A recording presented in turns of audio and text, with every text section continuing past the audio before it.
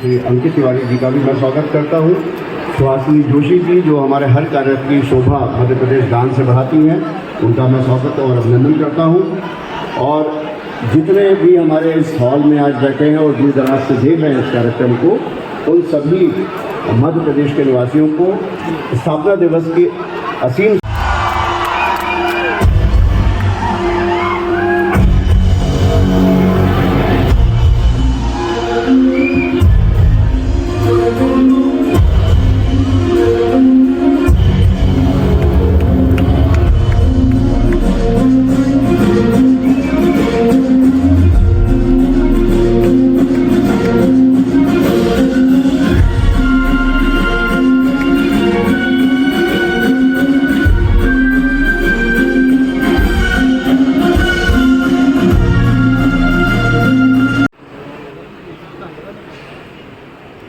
मध्य प्रदेश स्थापना दिवस, राज्योत्सव और उसी के साथ साथ दीपोत्सव, दीपावली की हार्दिक हार्दिक बधाई, शुभकामनाएं।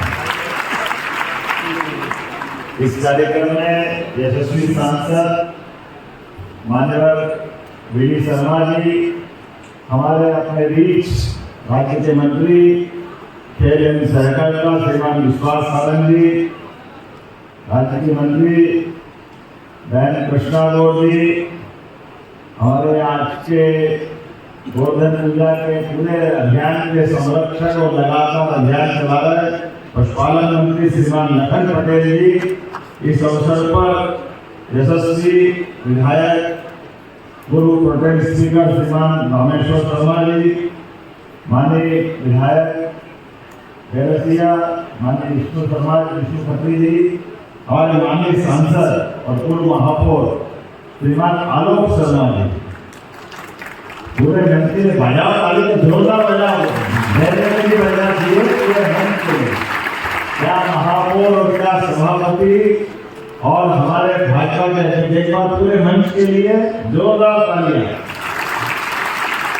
और ताली उस बात के लिए जो ये कार्यक्रम के लिए निमित्त हमसे इकट्ठे हुए, आज का स्थापना दिवस का ये आयोजन जिनकी आवाज से, जिनके बैंड की ध्वनि से एक अलग ही मुकाम तक पहुंचाएगा, श्रीमान अंकित तिवारी जी, जोरदार तालियां अंकित तिवारी जी।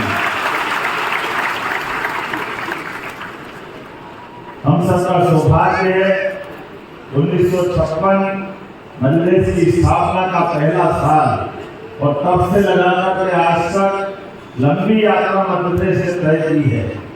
हम सब का अलग अलग प्रकार से पूरे राज्य की भूमिका, राज्य का अतीत, हमारी अपनी यहाँ की विशेषताएं एक एक करके हर एक में लंबी बात की जा सकती है, लेकिन दीपावली का पावन प्रसंग भी है और साथ ही साथ हमारे राज्य की स्थापना दिवस भी। हमने 4 दिन का ये उत्सव मनाने का और 5 दिन का दीपोत्सव मनाने का निर्णय किया है। मैं आज के अवसर पर खास करके हमारे अपने राज्य में जिसकी अभी गौरवशाली लंबी गाथा है, हमारे लिए सौभाग्य की बात है। हमारे मर्यादा पुरुषोत्तम श्री राम अयोध्या से चलकर के वनवास काल में सर्वाधिक समय अगर गुजारते हैं तो मध्य प्रदेश में चित्रकूट के धाम में गुजारते हैं। मध्य प्रदेश का अतीत जितना गौरवशाली है, ये हमारा सौभाग्य है। और भगवान श्री राम ने 2 भाइयों के बीच दुनिया के कई सारे देश के उदाहरण होंगे जहां राज्य की फर्क नीति के आधार पर, स्वार्थ के आधार पर नाना प्रकार से उस स्थान को कई कारणों से जाना जाता होगा, लेकिन ये इतिहास में मध्य प्रदेश की धरती पर है। एक भाई दूसरे भाई के लिए राज्य देने के लिए इतना तत्पर हो जाए कि वो अपने उस भाव को प्रकटीकरण राम जी माने नहीं तो भरत ने अंततः उनकी चरण पादुका सिर पे लगा करके राज्य किया 14 साल तक। ये इतिहास अगर कहीं बना है तो इस चित्रकूट की धरती में बना है। ये सौभाग्य हमारा है। और इसी प्रकार से भाई भाई के भी प्रेम कैसे हो सकता है, इससे बड़ा उदाहरण कोई मिलेगा दुनिया में। लेकिन एक नहीं कई उदाहरण बने भगवान कृष्ण जिनके जीवन के कई पक्ष। मैं अभी हमारे अध्यक्ष जी से बता रहा कि हम कभी कल्पना करें कि 5000 साल पहले भी ये जो गोवर्धन पर्वत उठाने की जो घटना है, उस घटना के पक्ष में थोड़ी अगर संवाद करके रास्ता निकलवाएं कि इंद्र से भगवान श्री कृष्ण की मत भिन्नता क्या थी, वो क्या अंतर था, क्या कारण था, उसका उत्तर आज भी हमको अपने आप में प्रकृति से जोड़ दे रहे। वो एक ही कारण था, वो कारण ये था, इंद्र ने कहा कि मैं वर्षा कराता हूँ और भगवान कृष्ण की मान्यता थी वर्षा कराने के लिए जंगल पहाड़ ये प्रकृति का आनंद होना चाहिए।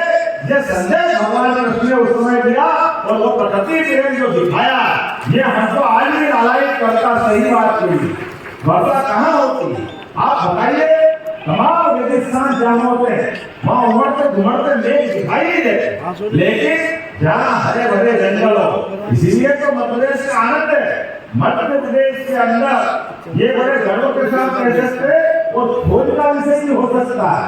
हिमालय गंगा जी का भी प्रवाह का साक्षी बनता है और यमुना जी का भी बनता है, लेकिन वहाँ जितनी जलराशि इस देश के आनंद बरसाती है उससे ज्यादा जलराशि मध्य प्रदेश में नर्मदा, सोन, चंबल, बेतवा, ताप्ती इतनी सारी नदियां, नदियों का मायका हमारा प्रदेश है। ये गौरवशाली हमारे लिए अपना मोगाली और राज्य में गर्व करने का कारण भी है। इतनी सारी नदियां, लंबी लाइन हमारे बीच में केंद्र बेतवा और यशस्वी प्रधानमंत्री का अभिनंदन करो, श्रीमान नरेंद्र मोदी जी का, जिनके कारण से नदी जोड़ों का पहला अभियान मध्य प्रदेश से होने वाला है। ये अजुबाली नदियां तो बहेगी, लेकिन बहती नदियों का उपयोग अपने राज्य के साथ साथ लोगों की बेहतरी के लिए होना चाहिए और लोगों की बेहतरी में राज्यों की सीमाएं भी बाधा नहीं बने, इसमें संकल्प शक्ति की जरूरत होती है। और मुझे इस बात की प्रसन्नता है, उत्तर प्रदेश और मध्य प्रदेश दोनों मिलकर के बहुत जल्दी केंद्र बेतवा के माध्यम से बुंदेलखंड की पीने की और सिंचाई की दोनों अवस्थाओं में जल की उपलब्धता से एक नया इतिहास बनाएगी।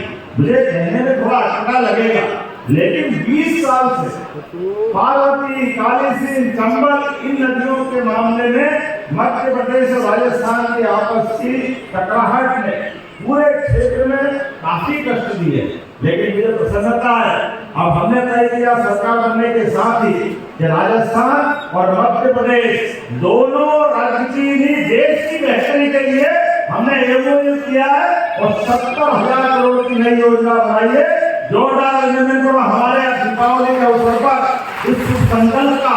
कहने के लिए तो बहुत कुछ कह सकता हूँ, अपने इस राज्य में किसी बात की कमी नहीं, लोह अयस्क में नंबर 1 पे, अपने देश में क्या अपने राज्यों का अलग अलग स्थान दिया हो, लेकिन मध्य प्रदेश में हमारी क्या भूमिका कितने प्रकार से कह सकते हैं, लेकिन सरकार बनने के बाद भौगोलिक हमारी जो रचना है, प्राकृतिक रचना है, इनके साथ साथ प्रशासनिक की सुदृढ़ी करने के लिए 55 जिलों की सीमाओं का पुनर्सीमन आयोग हमने अपनी सरकार के गठन के साथ बनाया है कि अलग अलग राज्यों के अंदर जो अलग भौगोलिक सीमाओं के कारण से जिले की, संभाग की, तहसील की रचनाएं बन जाती और वो विकास में बाधा खड़ी करती है। यशस्वी प्रधानमंत्री के आशीर्वाद से हमने 68 साल बाद लेकिन ये निर्णय किया कि 55 जिलों की सीमाएं बदलेंगे, हमारे संभाग की सीमाएं बदलेंगी, लेकिन विकास के मामले में सरकार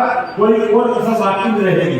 कहाँ 2005 तक 5 मेडिकल कॉलेज थे, आज हमें इस बात का गर्व है।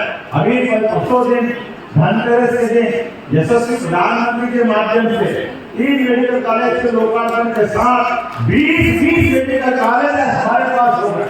ये 15-20 साल में 15 कॉलेज और आने वाले 2 साल के अंदर 8 प्राइवेट मेडिकल कॉलेज सरकारी अर्थात 20 और 8 28 और 12 पीपीपी मॉडल पर अर्थात 40 मेडिकल कॉलेज अर्थात 33 मेडिकल कॉलेज 20 साल के अंदर करने वाला एकमात्र राज्य मध्य प्रदेश बनने वाला है जो चिकित्सा सुविधा की अपनी सौगात देगा। ऐसी एक कई सारी बातें कह सकते हैं, लेकिन आप और हमारे मन में आज तो अपने राज्योत्सव का आनंद छाया हुआ है। अंकित तिवारी जी की पूरी टीम आई हुई, उसका आनंद हम लेंगे। तो आज के अवसर पर पुनः आप सबके प्रति शुभकामना, दीपावली की मंगल कामना, बधाई, बहुत बहुत धन्यवाद। भारत माता की जय।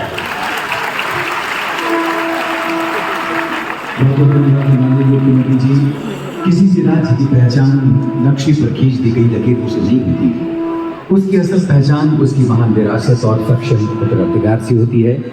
सच्चा नेतृत्व और सामूहिक पुरुषार्थ से ही लिखी जाती है सुनहरी इबारत। माननीय मुख्यमंत्री जी के इस उद्बोधन के साथ अब हम माननीय प्रमुख सचिव संसदीय पर्यटन श्री सुशील शुक्ला से निवेदन करते हैं जो इस अवसर पर आप सबका औपचारिक आभार प्रकट करें और अगले चरण को घोषणा करें।